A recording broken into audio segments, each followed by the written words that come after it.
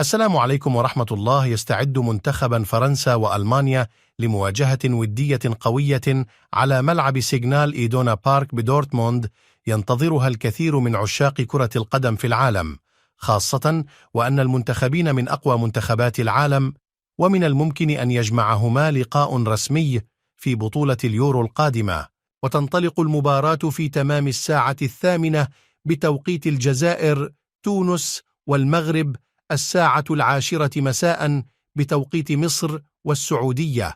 وستنقل المباراة منتخب فرنسا ضد منتخب ألمانيا عبر قنوات البين سبورت الرياضية، وبالتحديد عبر قناة البين سبورت الثالثة